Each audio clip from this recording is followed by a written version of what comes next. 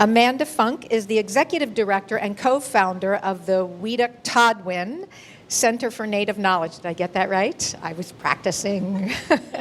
And that is in Reading. She is also an enrolled member of the Citizen Potawatomi Nation. She is an environmental educator and land steward, promotes traditional ecological knowledge, and enjoys teaching about foraging wild foods, which I think would make another great topic. So welcome, Amanda Funk. Bonjour, Jayak Minowabin, Bakanda Sot and Dajnakas, Potawatomi Dao, Shishibenia, Kindepindagwes, Gigo Dodem, Berks County, Dochbia Mina Idayan. Hello, everyone. Good morning. My Potawatomi name is Pakenda Sot, which means goes around learning here and there. And my English name is Amanda Funk. I am enrolled in the Citizen Potawatomi Nation, which is located in Shawnee, Oklahoma. And I'm a descendant of the Fish Clan. I have lived in Berks County for the majority of my life, and so Pennsylvania is where I've called my home.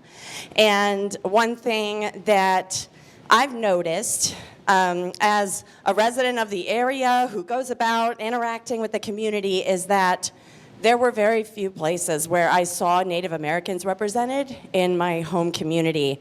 And the only times that I really got to step into that identity were when I would leave home and go to tribal gatherings, or later in life once I was able to connect with powwows. But I did not grow up going to powwows. I did not grow up connected with any sort of tribal social culture. And that's something that me and a lot of people, we're learning it together. We're learning it now.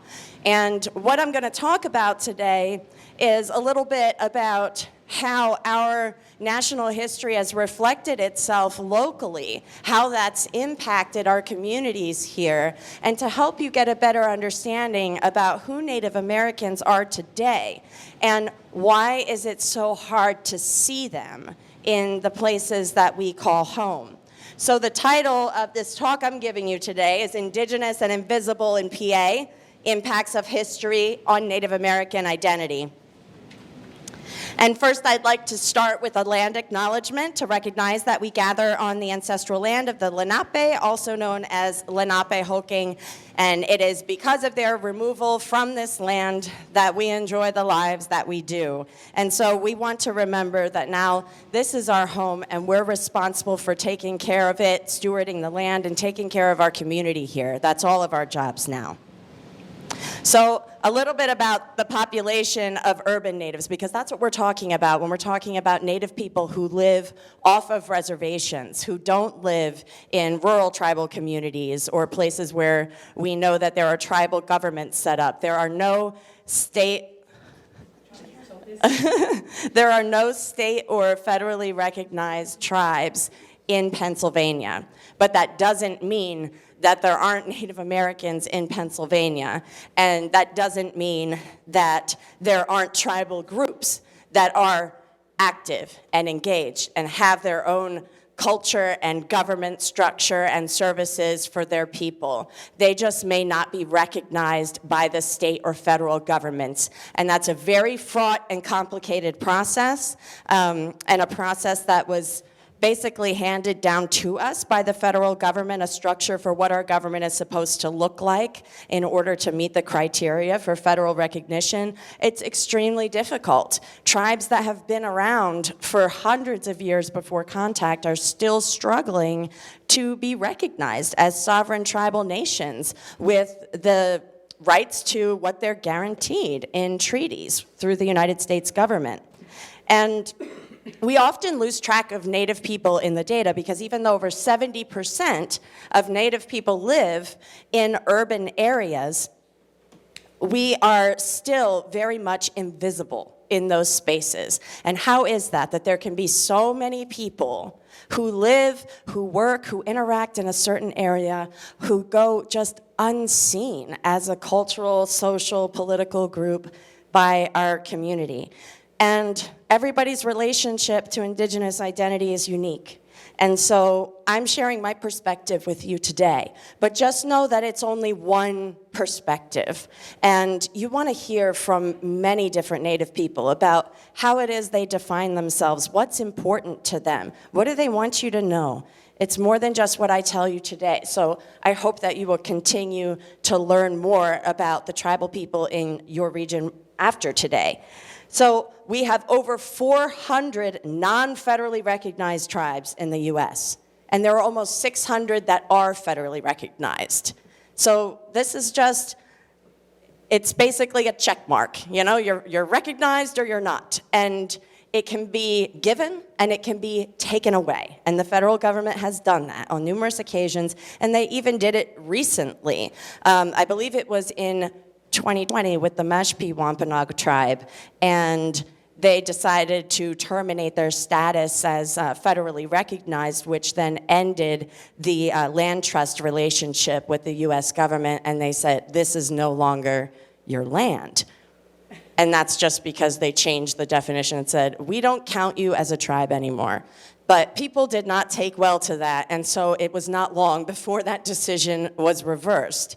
And so that's why it's important that we're still vigilant for these things today, because it can still happen. But it's going to take all of us to make sure that we're speaking up for those members of our community who aren't being recognized like they should. And then also just this multiplicity of what it means to identify as an urban Native person. Over 60% of people who identified as Native on the 2020 census also identified as another race.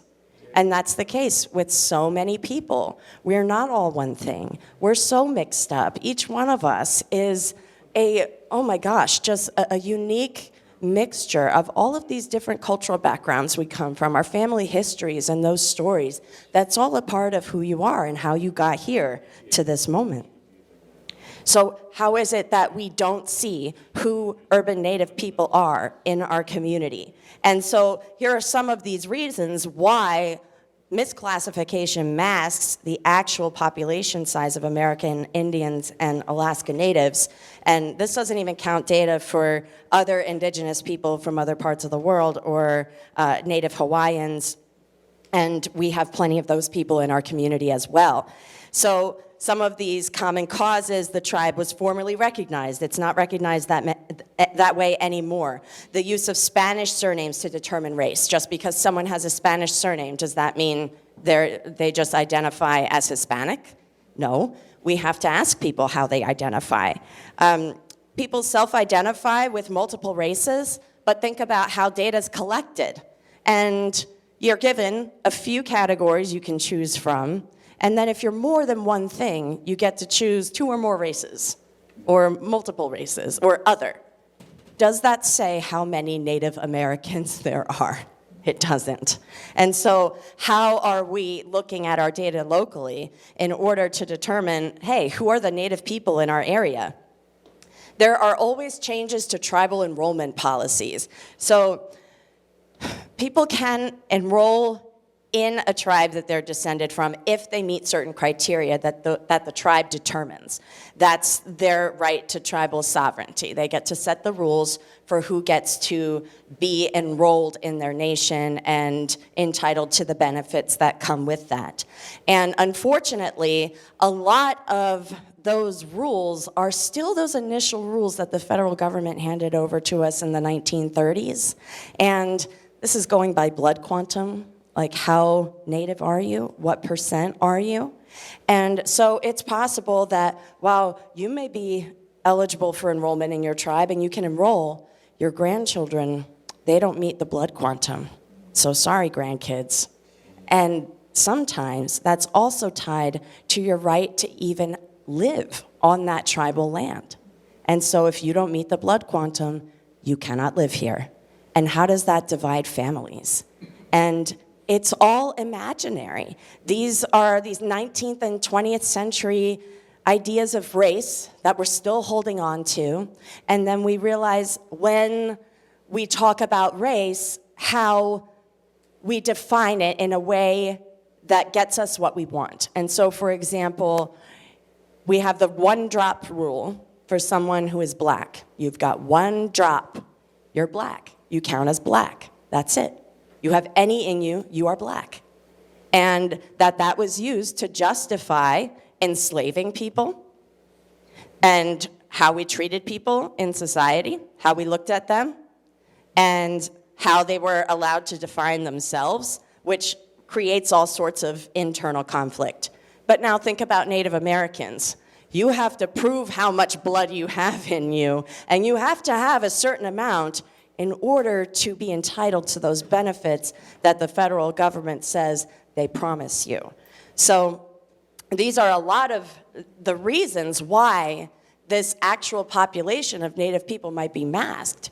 You have people who don't even necessarily always publicly identify as Native because either it hasn't been safe to do so, or they just don't fit the stereotype, and so they don't really receive a warm reception from people. And I can say that personally as, growing up in this area and saying, yeah, I'm Potawatomi. No, you're not. You're white, you're blonde. No, that's not, no.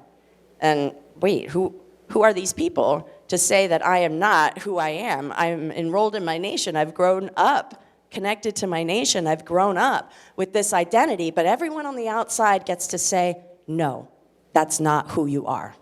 We get to define who you are. So Native American identity is so complex. We're all still trying to figure out what that means for ourselves. What does it mean to be Native people today, now, in this context? Because there's no going back to a way things used to be. That's not realistic. And so how do we define ourselves as Native people in today's context? What are those things that we carry culturally in our lives now that define us as Native people? And again, this is an exploration of self-discovery. Think about how you formed your own identities and how challenging it was. And we're just going to talk about some of the ways how that was made further complex for Native people. So a lot of people are not familiar with the urban relocation policies of the 1950s. There was legislation in 1956 that created a tribal urban relocation program, and it was a voluntary program that they would encourage tribal people to sign up for. They wanted you to leave your tribal communities and come live in cities. And this was another assimilation tactic. If we can get people out of that cultural context and into another, they will forget everything about that former life of who they were. And they will become one of us. They will be contributing members of society. So we have lovely advertisements like this. They started with 5 metropolitan cities. This is an ad for Denver, and they started, I think, as east as Cleveland. And from there, Native people just spilled out into cities all over the place because this really started to change the way our country looked. Now you had Bureau of Indian Affairs offices popping up in these urban locations where they had these relocation offices, and they were supposed to help with job placement and training and housing and whatever other needs Native people moving to the city would need to get them settled and acclimated. And they certainly were trying to sell them on it and make it very, very attractive. There are more opportunities for you and your family if you move to the city. Think of all the jobs there are in the city. And I mean, it's hard to argue with these things, right? I mean, yeah, those are attractive things. This in here even talks about beautiful Colorado and access to big game hunting and trout fishing. If that's important to you, hey, guess what? That's nearby. And so come to the city. You can still access these other things, but the reality is much different. The reception was not warm in cities. It was still hard to find employment, and you were usually underemployed, and they were low-wage, low-skilled jobs. This is what Native people were being pushed into, and that really was the goal, was to get them away from a traditional lifestyle and civilize them by making them not lazy anymore, because that was the stereotype, that Indians were lazy. And so we need to train you and put you to work. Otherwise, you're just a drain on society, and there's no value to your life. So this is just a short, 1-minute video about urban Indian origins, a history When snapshot. you think of American Indians and Alaska Natives, do you picture this? Over 70% of American Indians and Alaska Natives live in cities or suburbs. Starting in the 19th century, federal Indian boarding schools governed by the doctrine, kill the Indian, save the man, took children away from their tribes and families, and the relocation era in the 1950s forced American Indians off reservations. Wait, so most American Indians and Alaska Natives live in cities? Do they all have the same culture and religion?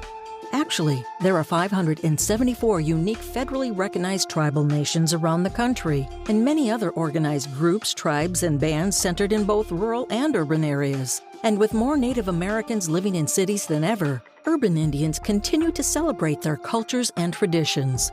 To learn more about how urban Indians are staying resilient and what you can do to get involved, follow the National Council of Urban Indian Health on social media.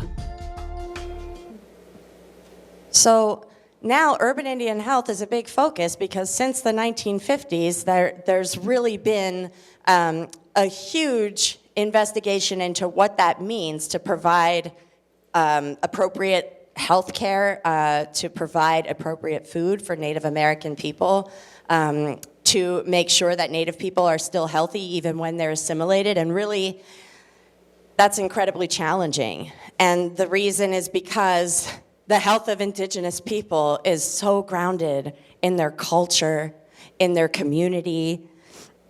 Health is completely embedded in culture.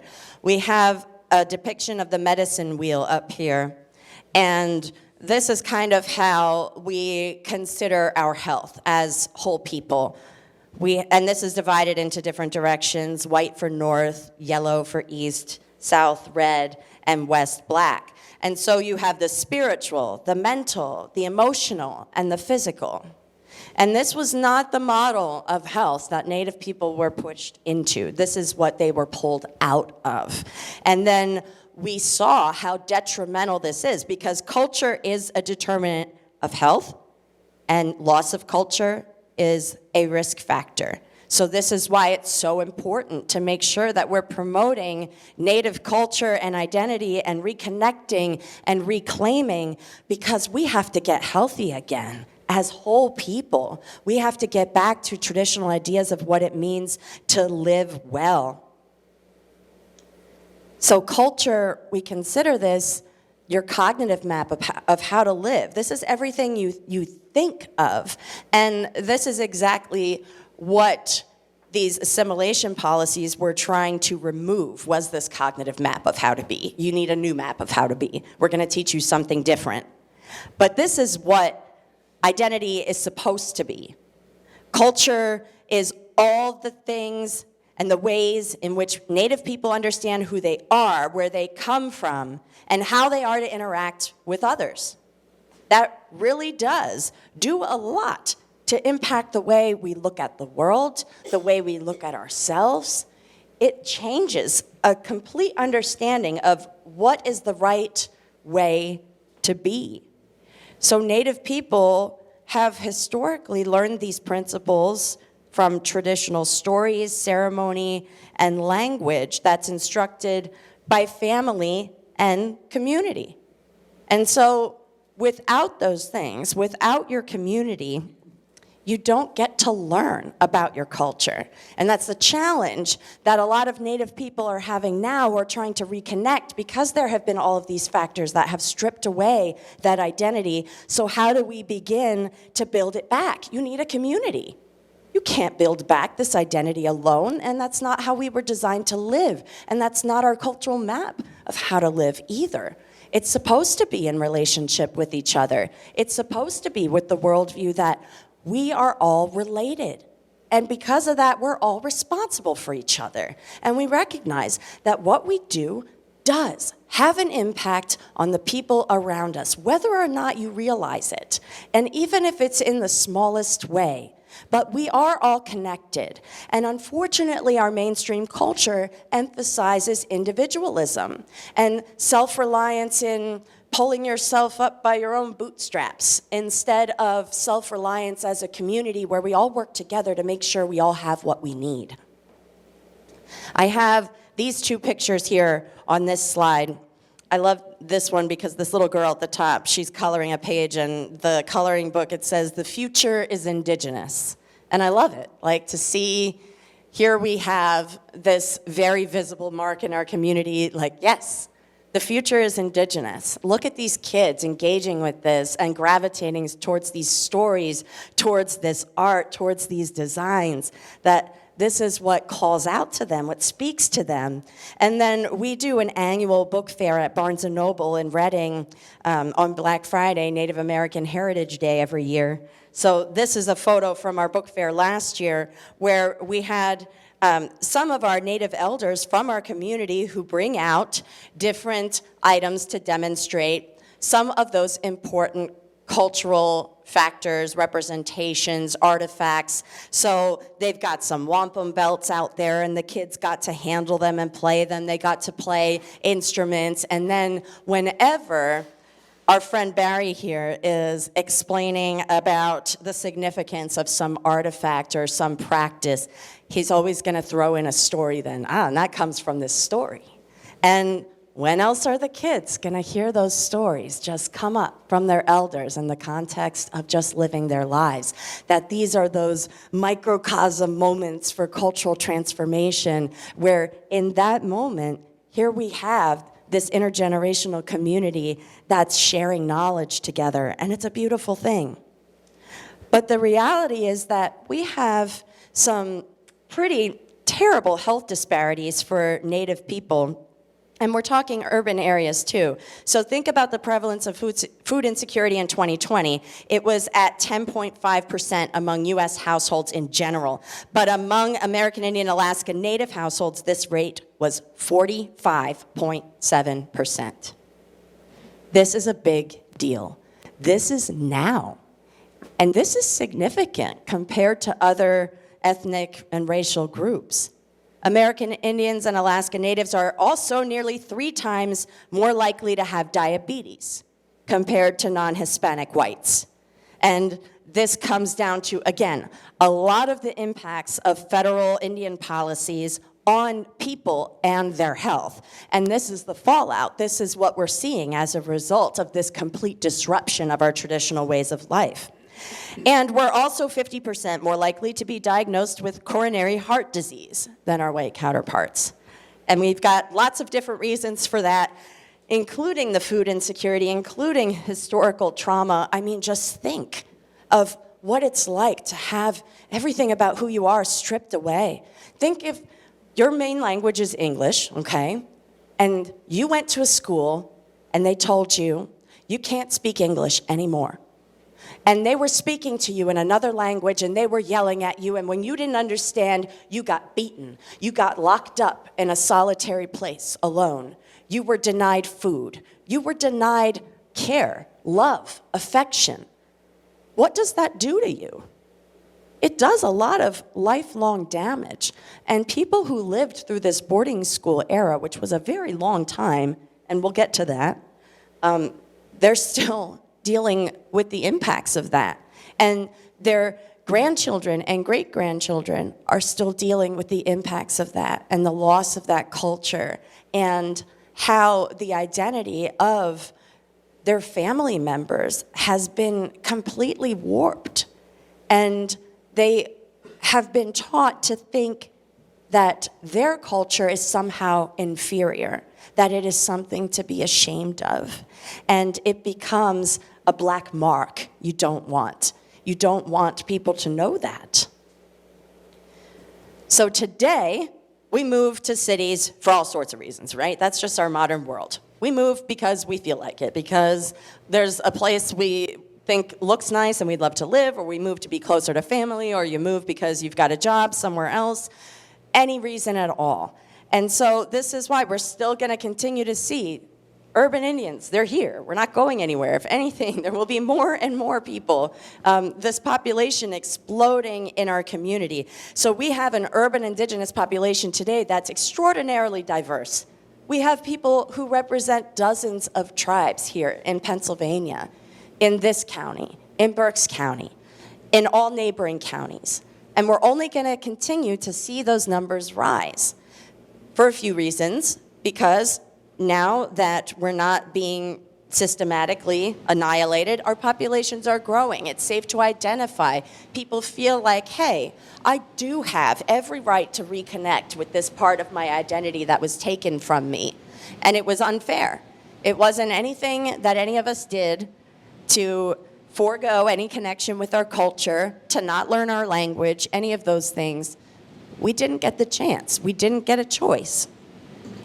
So now, the people here in our community now, these are the people who are suffering from these health disparities, right here, where you live.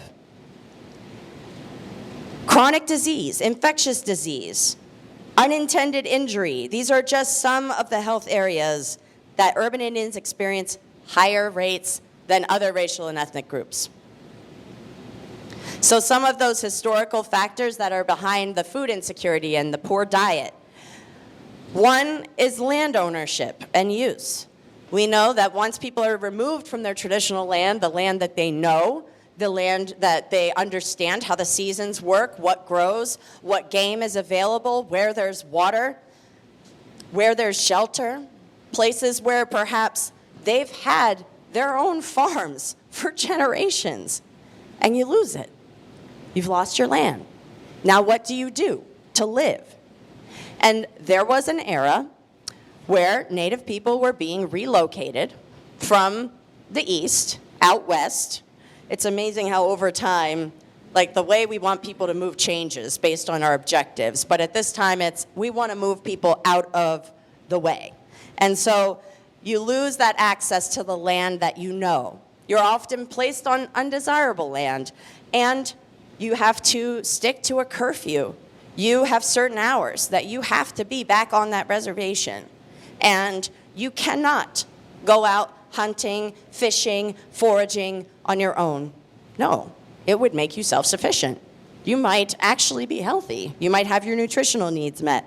And also the fact that a lot of that land that then became made public land was still off limits for foraging, that there are so many anti-foraging laws on the books. It is specifically to prevent low-income, food insecure people from having access to food. It changes their status. It changes their access to nutrition. And so this is some of what we're still seeing, that in certain parks, even in our state parks, our national parks, there's the leave no trace policy, don't touch anything, don't take anything, don't harvest anything. And there are good intentions behind that, but it also forgoes the importance of having a relationship with the land where you understand how to treat it, you understand how to engage with it, how to heal it, that those are important things. And this is all going to also impact our health. I have some wonderful health materials out here. There's a list of how our traditional activities are so good for us. All of the work of going out and foraging and prepping things and hunting and all of these movements I'm thinking of when it's wild ricing season in the Great Lakes, and because this is where my people are from, the Great Lakes.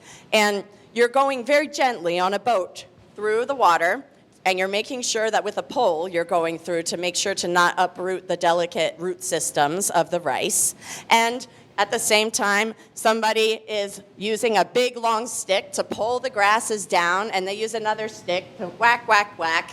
And you're doing this over and over all day, and we were healthy people. We worked for our food. We knew where it was. We knew how to sustainably harvest it and keep ourselves healthy at the same time. We're denied all of that now. My people were relocated to so many places, to Iowa, to Kansas. Eventually, we purchased our reservation in Oklahoma, where it's located now. But most of our people don't live on our reservation. Most of our people live elsewhere, not just in the country, but around the world. And luckily in this world today, we're able to connect with each other a lot better. I love that with all of the technology and the ways that we have to connect, that means we have ways to exchange information like never before, to connect with community like never before. There are lots of opportunities for getting back to some of this traditional knowledge of what it means to live a good and healthy life. So then we have the impact of boarding schools and education. So boarding schools in that in 1879, the Carlisle Indian Industrial School was opened in Carlisle, Pennsylvania, and it was the first federally funded Indian boarding school. The motto was to kill the Indian and save the man. The founder of the school was a Civil War veteran who saw that, wow, Native people actually serve really well in the military, and if you can train them in certain skills, you can train them to do any job you want. And so he thought this was a progressive thing to do instead of pursuing more of these Indian wars, which are also very expensive. War is very expensive. Just going out and massacring Indians was expensive. It was much cheaper to send them to schools, to have that identity stripped away, and to have something new put in its place. And they really thought that this was improving lives for them, but really it was trying to make them fit a certain identity that would be accepted within this society, even though that was still kind of out of reach for them. If people knew that you were Native, it was still disadvantageous. You didn't necessarily want people to know that. It's only recently that people are more open about declaring who they are. The impact of boarding schools continues today.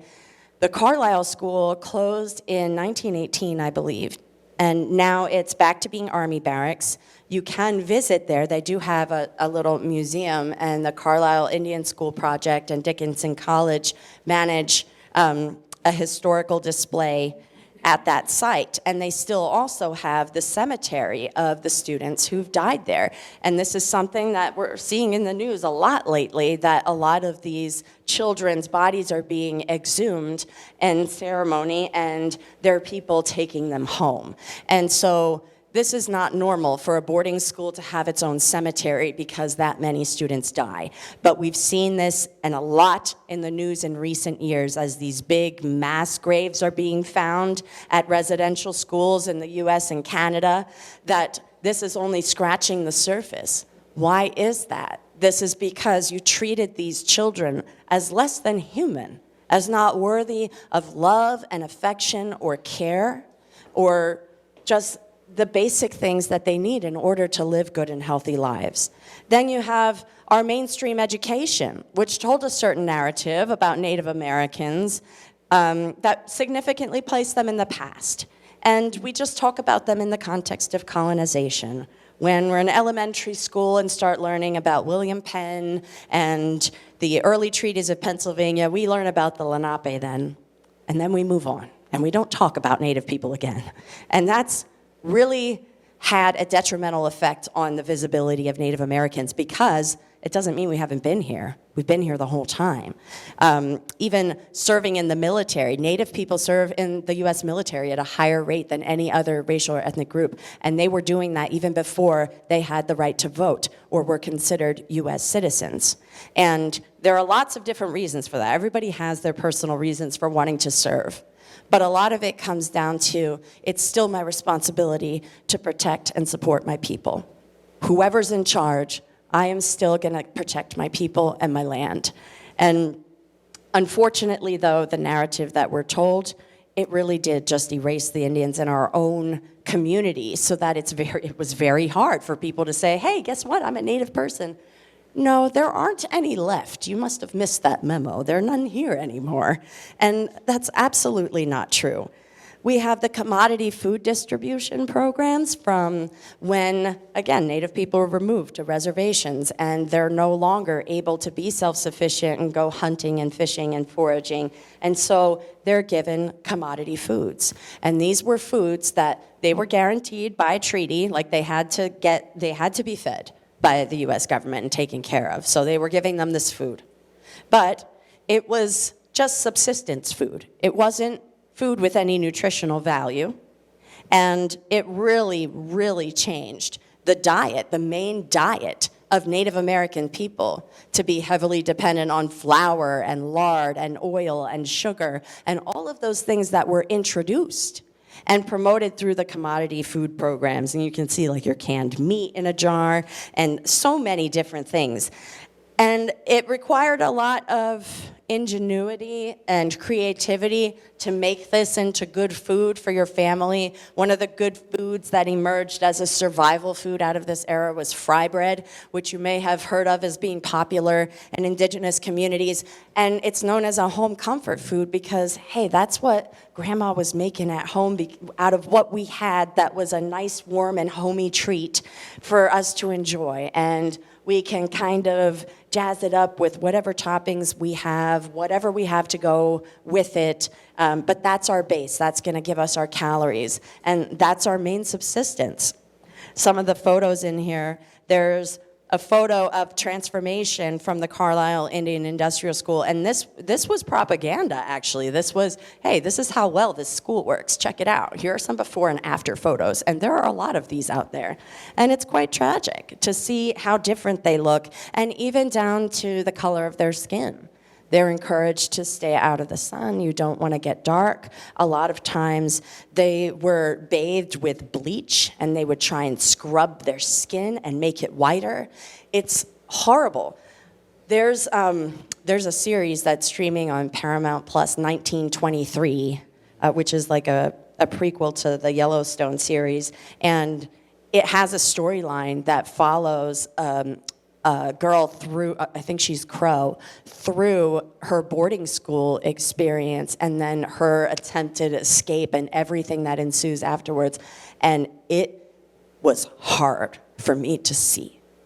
Once you see, it's like, how can people endure? It's heartbreaking. It's like, it's devastating to see how badly people were torn down, how much violence was enacted upon them, and how much violence was how they were educated. This was the tool of education. It was violence.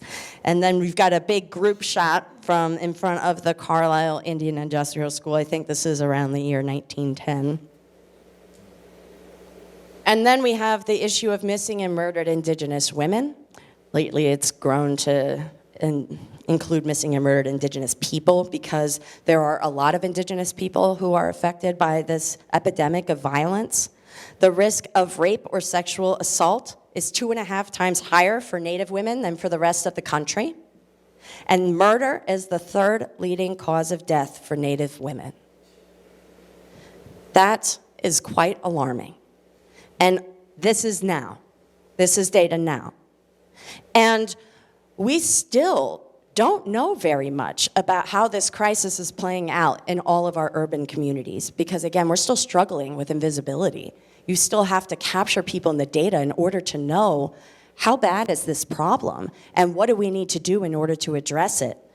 There's a resource that we share through Widoktadwen, the Strong Hearts Native Helpline, which is an intimate partner violence hotline specifically for Native people. And it's staffed by Native people, and all of these materials are couched in this Indigenous context and that valuing the spirit and community and ceremony and language, and that even people who try to keep you from that part of yourself, that's also abuse. And that's characterized as a sort of cultural violence to keep you from connecting with your culture or for carrying out ceremonies or for speaking your language or anything like that in your own home with someone that you care about. So we know that these numbers are an underestimate, but it's important that we begin to recognize just with the data we have just how significant of an issue it is and why it's worth looking into it more. If this is an underestimate, what is the extent of this problem in our communities? Then we also have the challenge of identity of Two-Spirit people. So Two-Spirit is this umbrella term for Indigenous people who identify as part of the LGBTQ+ community, but the significance of the Two-Spirit identity is because this identity is so particular and nuanced in each tribal culture. There are different terms for people. There are different terms for gender and sexuality, and more words and descriptions for those ways you can be than we could ever imagine. And so with colonization, we saw how this identity was diminished. You can't be like this anymore.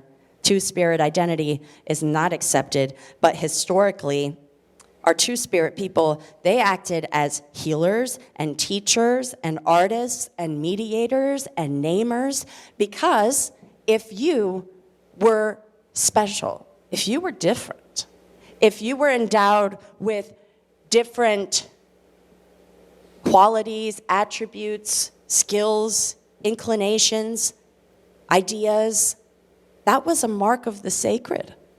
I mean, that made you very close to the divine, because how special is that, to be so different and to be so much more than any one of us could ever be? What's that identity like? I have some photos here from Reading Pride Celebration and the Lehigh Valley Pride this summer, and we meet Native people at every event we are at. There are Native people who identify as LGBTQ who are like, wait, what is this two-spirit identity? Realizing that was actually a traditional type of identity. There may be something in your culture that does speak to who you are, how you see yourself. But unfortunately, without access to that kind of perspective of our identity, how are we going to know what that means to return to a traditional idea of that identity? Environmental health and stewardship, so important to our health and identity. We're supposed to be a part of our environment. We're supposed to interact with it. We're supposed to take care of it. We're supposed to spend time with the land so that we can see how it's doing, so we can see if there's anything we need to do in order to remediate problems, in order to clean up any big litter or spills or dump sites, anything like that. The idea that it's all of our jobs to steward our community's land and water. That it's not, well, that's someone else's job to clean that up. That's someone else's job to organize a group cleanup at the riverfront. But no, it's anyone's job. I mean, we see when we go out and we interact with the land, we can evaluate, here is an issue, and we actually understand how we can help solve this problem, how we can promote healing in this context.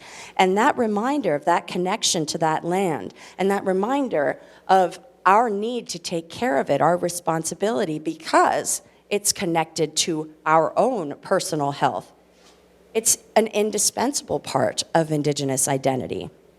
We have some of our kids signing a Earth Steward and Water Protector pledge, where I encourage them to put it up somewhere so that you can read it every day and be reminded of what you can do as an Earth Steward and Water Protector.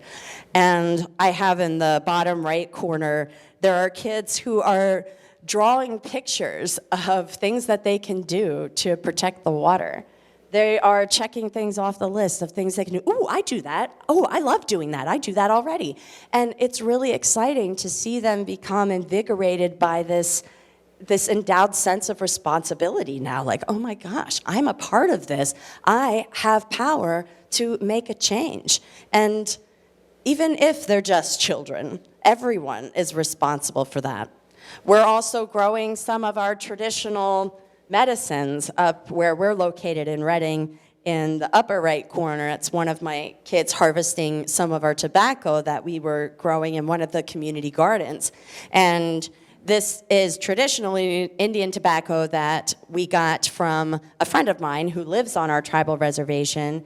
And he got those seeds from plants that he grew from our tribe's community garden. And those seeds came from seeds that came from our homelands in Michigan. And the seeds have made a long, long journey. But this is a part of how we share that knowledge too, because ever since I've gotten seeds and I've grown plants, I've given out plenty of seeds to other people. And then that grows our access to this important cultural medicine. Tobacco is associated with the East. It's the first medicine that we were given by a creator, and it's what we use to pray. It's what you put down as a prayer offering, or burn it and use a feather, usually an eagle feather, to waft the smoke up to creator ceremonially to send the message that there are still faithful people here. And there's a story connected with that about following our great flood. The Creator made a promise not to flood the earth again as long as prayer smoke was rising from the lodges of the people. And as long as there was that prayer smoke, he would not flood the earth again because there was still hope for the people of earth. And that the eagle is who soars over, he's the highest flying bird, and watches for that smoke coming up and carries that message to Creator that the people here are still faithful. They still honor their connection with you. And so that's very significant to us culturally, and it's also part of a lot of our traditional protocol in terms of when you make a request of someone, especially regarding something traditional. So whenever, if as an adult you want to ask for your name, you don't just ask a potential namer for a name. You have to offer them a gift of tobacco and ask them. And then if they take the tobacco, they're agreeing to do what you had asked. And so that just becomes a part of that cultural protocol. But this is something we're reintroducing because these are things that we've forgotten or that we haven't had access to. It's only been the past 2 years we've had this tobacco here, and it's wonderful to begin to spread that kind of those kinds of traditional plants in our environment. So the importance of cultural engagement, this is where Native American identity is at. It is cultural engagement, the intergenerational transmission of historical and traditional knowledge, and very importantly, positive identity development of youth. That's something that's a significant challenge, and that's where we need to start in order to make sure that youth are growing up with a strong sense of who they are as Native people and what their values are, and how that's connected to our family and cultural traditions. And this strengthens our social ties within families and just within our communities. When you go to local powwows around here, the same kind of people are coming together, and that may be the time of year that you see people is at these gatherings, and you dance together and you craft together and you talk and eat together, and it reinforces those social bonds. How do you reinforce those social bonds and carry out those activities if you have no community? It can't happen. It's so hard to be culturally engaged without a community, which was the challenge for me with invisibility. No community to engage with. So how can I live as an Indigenous woman now? What does that mean? I don't know. And where are the other people in my community? So being able to be a part of that, being able to share that kind of knowledge, being able to dance together, and my daughter will tell you my dancing is terrible. I have no sense of rhythm, and I'm trying to get better. But it's something that is just something you do. You dance and you make art and you create, not because you're good at it or you're called to do it, but that's who we're meant to be. We're creators, and we're meant to be creative people. And we all have a different perspective, a different way of looking at the world, different sets of expertise and knowledge and wisdom. And it's through these areas of cultural engagement that we get to experience ceremony that we would otherwise not have access to. If I didn't grow up going to traditional Native ceremonies, how do I know what that's like? And where do I go? What are the ceremonies? Do they have names? What time of year? I don't know. And so this is something that's an ongoing learning experience through cultural engagement, that you learn those things. So this is why it's so significant that when Native people were separated from their communities, how that assimilation was made possible, and then how health began to suffer as a result. So we know and have known historically that culture-based activities and interventions improve our health and well-being, and that's what we're trying to do. Provide more of those opportunities for connection and to make sure that we're connecting our community with people we know could benefit from those relationships, from knowledge that they can share with each other. And one of the main indicators and instructors of culture for Anishinaabe people, which includes the Potawatomi, Odawa, and Ojibwe. And we have our 7 grandfather teachings that we use to guide how we live. This is the cultural map. This is what we value. This is what our youth are going to value. Wisdom, to cherish knowledge is to know wisdom. Love, to know love is to know peace.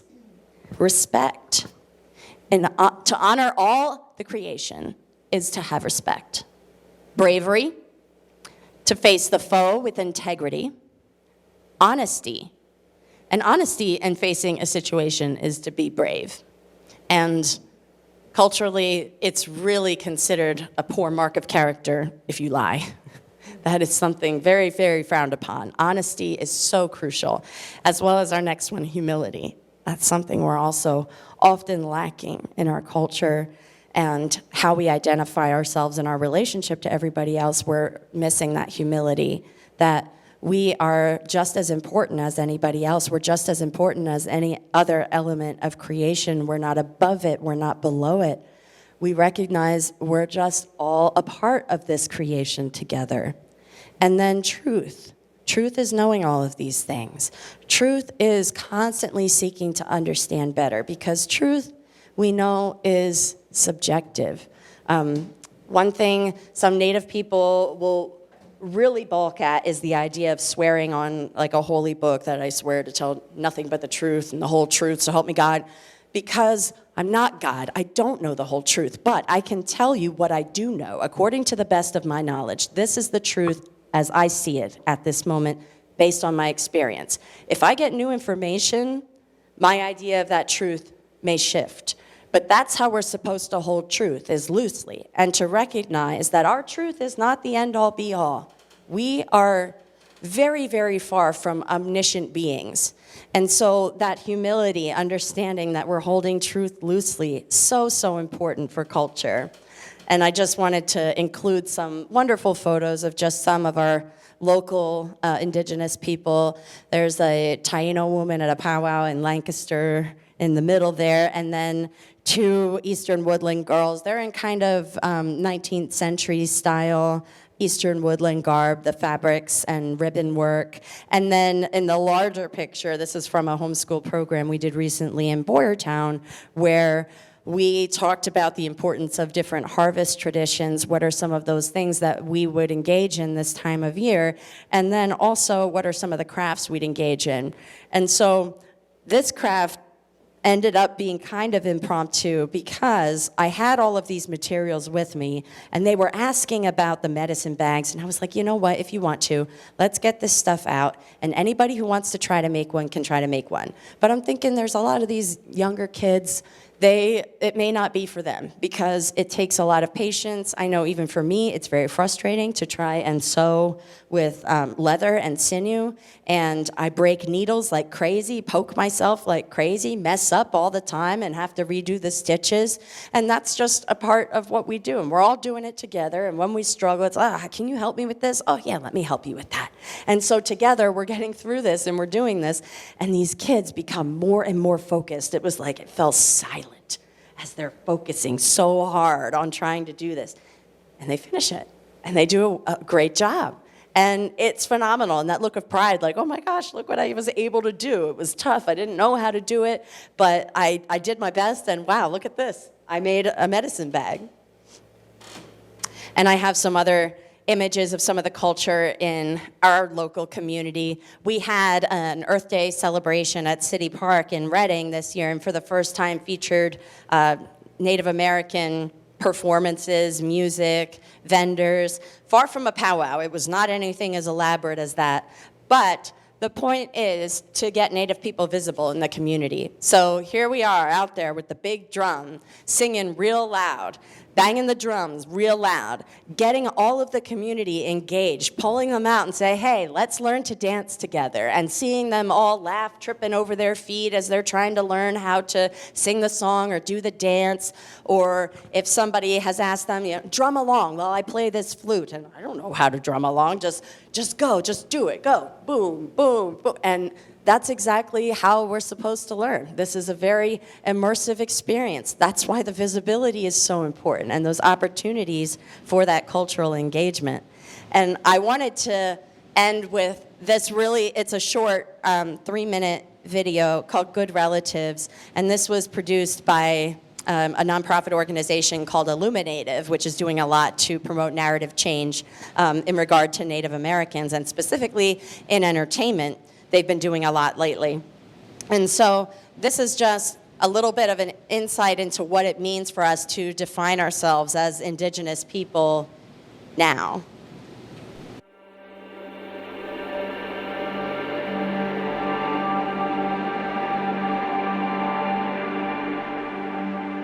There is a light in the eyes of an Indigenous child, a beautiful life once hidden from sight, but now standing proud, shining light onto lies. They buried our children in unmarked graves, Indian boarding schools where they claimed to save the man by killing the Indian in us. Pried our mouths open and stole languages. Claimed manifest destiny was heavenly, then prohibited our prayers. But today we unearth what is truly holy. Sage smoke got her lifted, can't stop her, she's gifted. Overcame attempted genocide, keyword attempted. All these years of oppression, bring out your feathers and dust them. The grace of our elders reminds us that love wins. Love wins against hate, embodied in those who called themselves free. Then named us animals in the doctrine of discovery. But you cannot discover a people who already exist, and you cannot find something that was never lost. When history is written by the colonizers, they are always the heroes. So we rewrite these books with stories that we know. They plundered our wealth and burned down our orchards, then turned around and labeled us impoverished and worthless. They told us we were nothing, then held us as captives when we're the ones who gave the world corn, rubber, and aspirin. Boarding schools cut our hair. The nuns had their whips cracking. They came and went like lightning, but look who's still standing.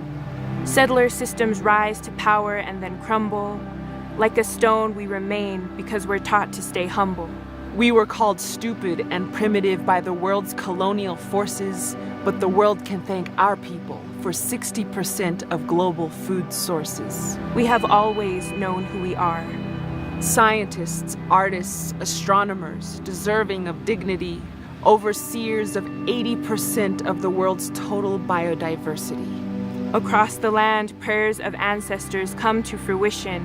Beautiful indigenous minds working in unison towards the same vision. Peeling off these labels like a butterfly born of resilience. We outstretch our wings, the world finally ready to embrace our brilliance.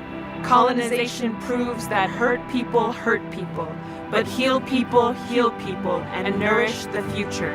We're the 7th generation. We're forgiving our abusers, breaking the cycles and healing the tumors. From Turtle Island to Abya Yala, all our knowledge comes through her. With feet on the land, we honor our roots. We stand here today calling out to Native youth. There's a light in your eyes. Walk tall and shine bright. We're not here to survive. No, it's our time to thrive. You shine like the sun. You are always enough. The prayers that we make and the actions we take will nourish our descendants generations from today.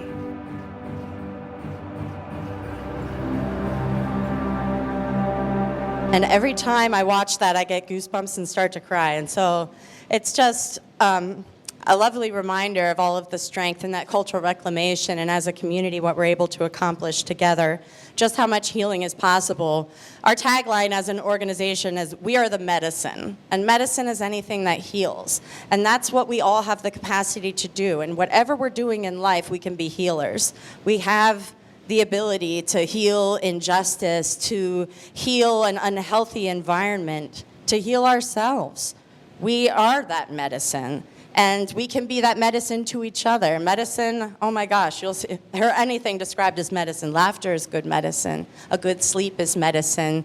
A talk with a friend is medicine. There's so much that's medicine that we can do to promote that. And so I wanted to, not play it again.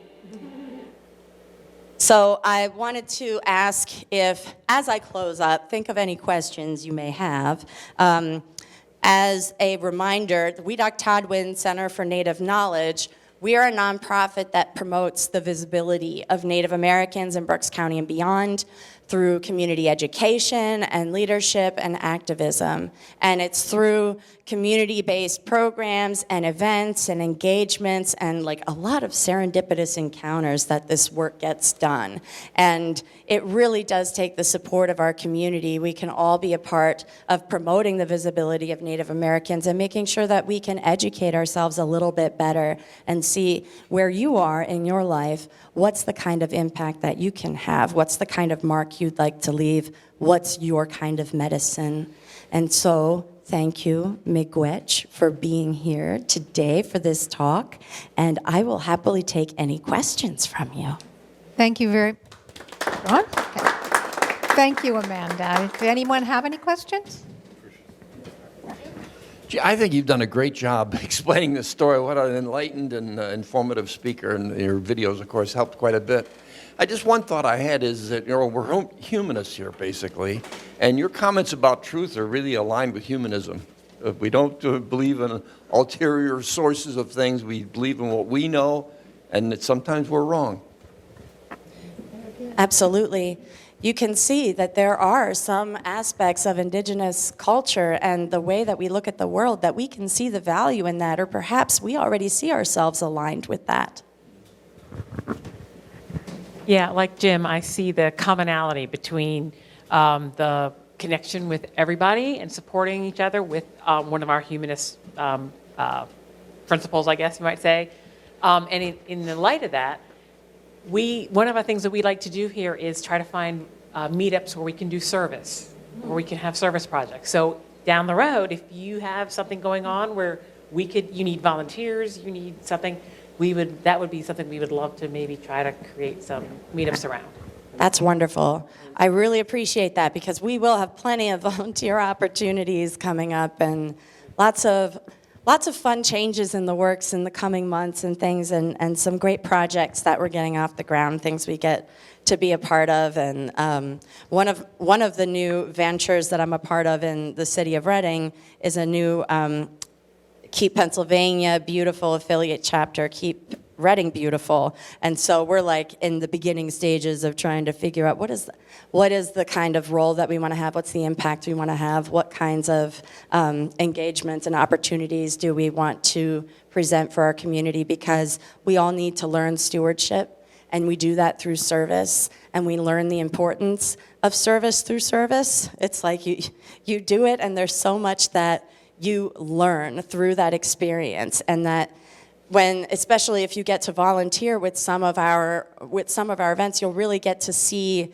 our Indigenous perspective to how we might do things, or how we might manage land, or how we might look at health, and how we might look at relationships. Yeah. First of all, I'd like to know if you're familiar with the activities here in the Lehigh Valley. Especially towards the end of the summer, there's a big event. It's like a huge corn roast, and there's dancers and Southwestern Native Americans. Are you familiar with that? I am familiar with it. I've actually never been able to attend. And in the past couple of years, I think we've always had an event or something on the days of that powwow. But it's something I really would like to get to attend sometime, because I do hear wonderful things about it. And that it is just a really visible moment for Native people in this area. And so I love that really brings about a lot of visibility and gets the community engaged. But it's something I have not gotten to experience yet.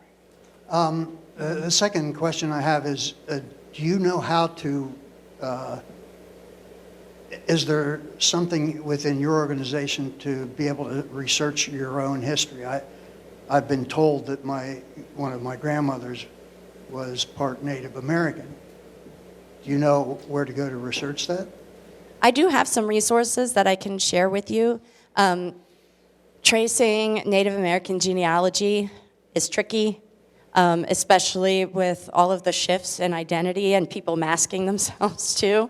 I've even seen with my own ancestors that in the Indian census in the 1930s, they'd had their race listed as Citizen Potawatomi, but then it would be on the federal census, the main census, white. And so you have two different identifying documents. And so it's really hard. The archive is very flawed too, and sometimes there might be some holes in what we know in terms of our family history, and sometimes that's intentional because our family wanted to protect us and thought the best way to do that was to make sure we knew nothing about it and had nothing to do with it. But it still is something that's worth looking into, because where there has been that disruption, it's because of these external factors that really force Native people into impossible situations. And people had to make all sorts of difficult choices about how they wanted to live, how they wanted to identify, where they wanted to be. And so it can be tricky. But I find that the best way to get started is to find out where the family that you believe that Native American ancestry comes through, where were they living? Like, are there census records from where they were at the time? For example, for my genealogical research, because of where my people are from, and where my family's from, I'm finding a lot of fabulous information and very detailed stories and articles and news and everything from the Chicago Historical Societies and the nearby Evanston and Wilmette Historical Societies, because that's where my family was living. That's where all this action was happening. And it's through those, a lot of times, those local historical societies that you can really pin down who people were and get a little bit more information. And sometimes even just being able to start with that geography of where was that ancestor can give you a clue into what tribe was in that area at that time. And it's a place to start. But it is a lot of detective work, and it's not easy to trace Native American genealogy if you haven't had that constant connection to it. To find where that link was disrupted or where information may have been masked or erased or changed. It's a journey. I mean, I'm still investigating my genealogy and trying to figure out the stories, because everybody's got a different version of stories too. You'll read different versions of articles, or when people were born, or where they lived, or all sorts of details that are just a little bit off in different sources. So it's a lot of comparing things across the archive. But it's something that I think is really exciting to research and pursue. And it's something that's also not tied to biology. It's not tied to, like, somebody might say, I want to do a 23andMe or an Ancestry DNA and find out, like, how Native I am. Well, we know that that's not how we can measure Native identity. It is how it's marketed. It's a wonderful marketing story to get you to want to learn your story, that it's really exciting. And so you can find out who you are by looking at your own DNA. But really, it's just a small window into who you are, because, you know, you can be genetically very different from a sibling that came from the same parents. And it's just really the genetic lottery, what our biological makeup ends up being. So whatever you do find on things like a DNA report is only just a starting point or a small glimpse, or you can at least pinpoint, oh, there's a certain region in my background, so that might be something I want to narrow my search down into this area now that I know I have a little bit about that background. Like, I learned that I had Italian in me, and I didn't know that. I was like, hey, Mom, guess what? We have some Northern Italian. Who knew? But I don't identify as Italian, and it says I'm about as Italian as I am everything else. And so it just doesn't, you know, it really only tells a certain very small chapter of that story. But the genealogical sources I can get you started with. I have a couple of things that I keep in my office and files I keep handy specifically to help guide people through that. I do have some guides to tracing Native American genealogy, so I'd be happy to send those. The Susquehannock and Conestoga? Oh my gosh, yeah, and there's lots of that around here. And there's also Susquehannock and Conestoga people around here in this community that you could probably connect with. And I mean, I just have to, there's so much local history and connection and people who are here now that I really think could be wonderful connections to start to explore a little bit more about what that identity looked like, what areas the people were living in, where your family was living, so that you can kind of get down to those individuals that you can trace. But it's a good spot to know where you're starting and to look for your family. If you know their names, it's a good starting point, whatever data you have to start with. Any other questions? So, you know, I have for many, many, many years really thought about the indigenous relationship to the land and the environment, and whether it's through your organization or otherwise. I guess two things. One is because I really like the idea of, service, opportunities with what you're doing.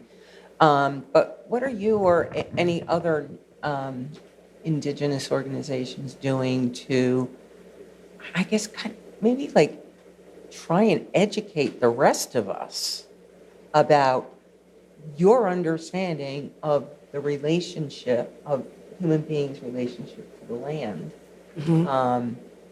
I guess that's an inartful way of asking my question. I think that there are those wonderful opportunities to learn through those service experiences and engagement with the land.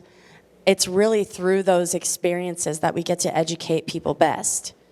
In a general sense, we go out and exhibit at different, area events, festivals, fairs, whatever else is going on. We go out to support other nonprofit organizations and exhibit at their events. And it's through those visible moments that we get to have those engagements with individuals from our community. And it's through our conversations that we really get to do that kind of education. We're just hopeful that, is there something that will attract everyone at least over to our table so we can talk to them, because that's where a lot of the learning happens, not like, oh, help yourself to all of these materials and educate yourself later. That's not how we're supposed to learn, and especially when we're learning about Native Americans, that's a little dangerous because we've been spreading a lot of these erroneous messages about Native people and about land stewardship and so much conflicting information. But it's through those community events, and this is part of those actions that we have to continue to take, is to be visible, be there every time, because people will never forget that there are Native people around if we're at every event where our community comes out. So that's a big part of how we need to go about our approach in educating people. And that's also where we make a lot of personal connections for, somebody's a teacher, somebody's a librarian, or like we met at, was it Lehigh Valley Pride? And so it's those connections and those opportunities where it's like, oh wait, I think I want to learn more about this. What else can we do? Or can we see about a way we can work together? Or I want to learn more. What do I do next? And so it's through those physical experiences that we get the most engagement. And I will admit that I'm not the savviest on social media because I know how social media is supposed to be done, and that I'm not one of those people who is very, very good at it. And I'm trying to, get started. Somebody had said at an event we had last year that, they heard about it from this other organization's post on Instagram. And I was like, we don't have an Instagram, but it's the only way anybody learned about this event. I guess we should create an Instagram. And then I was asking my eldest daughter, how do I create an Instagram? Help me, I don't know. How do I make it like a business Instagram? How do I post something? What hashtags do I use and how many are appropriate? What about emojis? What do I do? I don't really know what's appropriate, and I feel weird going in and doing this because that is another way to reach people, and something that we hope to grow in, and especially as we get more people involved with our mission. We actually had a lot of student classes at Alvernia University in Reading working with us this semester. A health communications class, a video production class, and a social media marketing class, where I saw the preview of the plan they had for me, and I almost cried. I was like, this is more than I could have ever thought of in my life. And how much work went into all of this research and all of this strategy, and it's a challenge. It really does take that community effort and that support to kind of help us get that those messages out there and get educational information out there. But this is the way we mostly do it. Those exhibitions, library programs, lectures at history centers, oh my gosh, so many different things.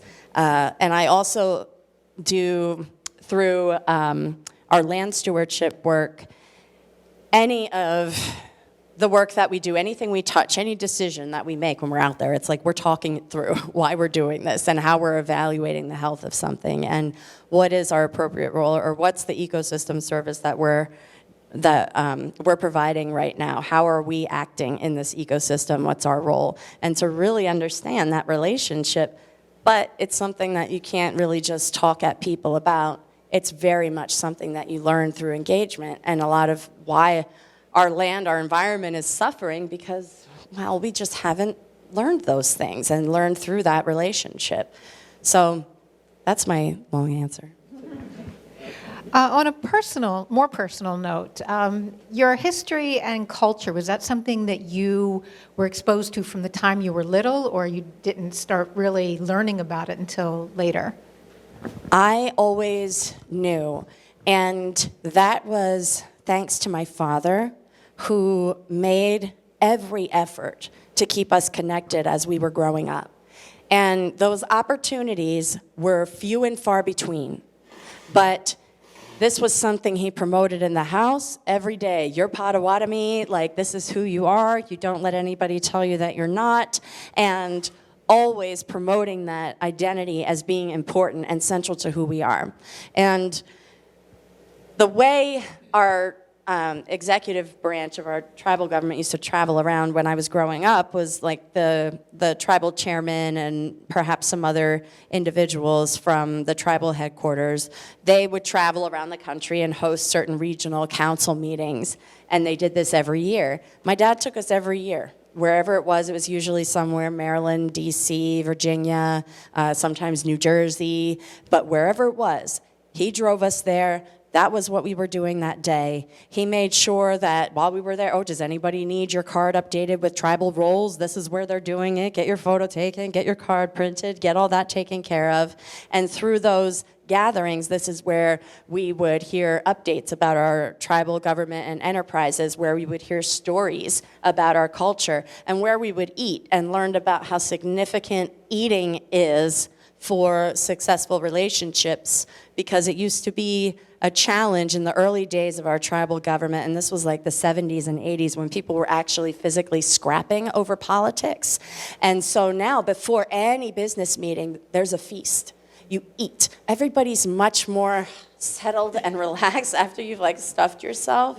But before this, people would get thrown through windows. Like, it was, when you're hungry, oh my gosh. So this is part of politics. You've got everyone eat first, and then let's sit down, and we'll think about this, we'll talk. And now, our Constitution was updated, I think it was in somewhere between 2004 and 2006, and it established a tribal legislature by region. So the region we're in now is Region 1. It's divided up into 13 districts, just like the Hunger Games. But I'm like, really? It really does look like, and that, like the map, it's divided into the regions with the numbers. I'm like, oh my gosh, that's what the map looks like. But Region 1 is huge because it's population density that these regions are defined by. So we're talking from Maine south to Pennsylvania and west to Missouri, including all the Great Lakes. And so that's our region. And we have one legislator who represents that region, and he lives in Missouri. And so that's been a challenge. Like when there's not really a local legislative presence, sometimes it's harder for people to stay engaged because they'll tend to do events that are closer to them. And like the farther regions, we kind of don't get as much. But I think for the past almost 10 years, we've been going to our District 2 meetings because that's south of us. So that includes D.C. and Maryland and Delaware and Virginia and everything south and west to Arkansas, I think. But this is where we're having a fall feast every Veterans Day weekend in Arlington, Virginia. And that's something that we've been doing in the same fellowship hall for many years now, and it's getting everybody together. The way all of our meetings start is first you're introducing your family. You go around by table, I'll pass the microphone around. Hello, my name's Amanda Funk. I'm a descendant of the Tessier, Smith, Darling, Bourbonnais, Wilmette families. And I am from Pennsylvania, and this is my father, and these are my 2 daughters, and all of those things. And then, next person, oh my gosh, I'm a Tessier too. Do you know so-and-so? Oh my God, that was my grandma's cousin. And that's how every gathering is then. You introduce yourself and your family background, oh my God. Then you see everybody's related. Oh my gosh, you're a cousin too. Oh my gosh, you're a cousin too. One of the resources I brought with me today that I can invite you to look through is this lovely book called Dancing for Our Tribe, Potawatomi Tradition in the New Millennium. And so the photographer of this book, Sharon Hook Stratton, a relative of mine, we realized this when she was like, oh, you said that you were a Wilmette descendant. Well, take a look. These are our ancestors here. Look at them. And I'm like, oh my gosh, that's amazing. Look at that. So you never know. Just we're related to so many people, and it reinforces that idea of tribal relationships and how that extended kin network is. And this whole project was meant to redefine what we see of as Potawatomi people in our world now. So she did a project over 10 years of taking portraits of Potawatomi people from all the different federally recognized Potawatomi bands in the US and Canada. And she put together this lovely book featuring all of these different people in their varied regalia and the stories behind their regalia, because they're all very personal. And people's designs are sometimes family designs, sometimes there are certain designs that are traditionally meant to signify oak or violet, and that's kind of what I have these little flags in here for like patterns and stuff. But it's another example of like who we are. What are those relationships? She actually came to our fall feast last year and introduced that book and did a presentation and everything about it. And it's wonderful to see all of our tribal people doing these really neat projects all over the country, and just how much that's doing to promote visibility of Native Americans in general, but just visibility of our own families as Indigenous families. And it's something that really starts at home. And for people who didn't have the privilege of growing up connected to that, a lot of times you don't have those relationships. You don't have that access to that extended kid network. You don't have that opportunity to exchange traditional recipes, to share culture and stories and do crafts together and all of those things that reinforce relationships and promote bonding. So I recognize that I grew up in a privileged position in that way, that I knew of it, and I was told that that identity was important. Now, my grandmother was always ashamed. That's how she was taught to be, ashamed. And you just denied it. You just didn't know. That was a shameful part of who you were, and it was really a part of this, it's referred to as this genocide of the mind. I mean, how much changes once you change how someone thinks and how they think about themselves and their relationship to everyone. I still find that I lacked certain experiences that people growing up on the reservation would have had, or certain things that they've had access to or still have access to that I don't. For example, a healthcare clinic. So every year we have a family reunion festival the last weekend in June, and everybody kind of descends on the reservation and gets together for a big powwow and a whole bunch of other events and competitions. Competitions and games is a huge Native thing too. Like there's always games and competition and sports and all sorts of fun things like that. But like we'd be making our appointments if we were going out for the family reunion festival to visit the healthcare clinic while we're there, make all our appointments so that weekend we can get everything taken care of while we're in town, because it doesn't cost us anything when we're there. But that's something you have to access on site. So that's something I can't use. And I can't use a lot of those resources that are available locally on the tribe or attend those cultural events at their cultural heritage center. There are a lot of things that they've made available virtually, but we know that it's just, it's not the same as being a part of that reservation community. So I did have that connection to my culture.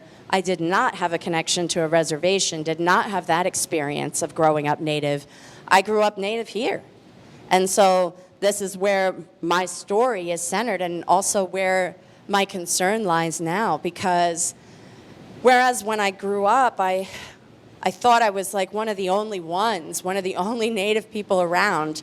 And each and every person I've talked to who identifies themselves as Native at an event and comes up to us astounded, like, I had no idea there was anyone else here. I always thought I was the only one. And that's the message we hear again and again and again. And just how much changes in that moment when you realize you're not the only one and there's someone you can connect with now. There's a resource, a touchstone for you to be able to develop that part of who you are and do that in the context of a community. So that's my personal relationship. One last question, if there's any. Otherwise, okay, great. Well, thank you so much. I found it fascinating, and I think that was an excellent ask, Ellen. If there's anything, any service projects that we can volunteer with, we would be happy to assist. Absolutely, thank you. And we also, I'm launching a T-shirt campaign today. There is an organization called Bonfire. Let me see about Bonfire. And it's bonfire.com/7grandfather teachings. And I've got our 7 grandfather teachings on here: love, respect, humility, honesty, wisdom, bravery, and truth. So we have it in a shirt and a hoodie. So that's going through December 8th. We're going to have that store open. So that's available online. And I'm sharing information about the campaign on our social media, and I'll also be sending it out through our constant contact. So please sign up for our email list through our website. My website is widoktadwen.org. That's the 7th? The 8th. The 8th, yeah. Widoktadwen.org is where you will find a bunch of our resources, information about who we are. I have a lot of resources for Indigenous community health on here, about some of the healthcare concerns specifically relating to Native people, verifying tribal status, lots of Indigenous health resource links. These are all organizations that focus on Native American health. And there's a lot of them. And every time I find some, I update this page. And like I said, I have the T-shirt campaign on our social media, and you can see that from our website too. So other ways to connect with us. And there's also some information out on the counter out front if anybody is interested. Well, thank you very much, Amanda. Thank you. Appreciate it. And thank you all for coming.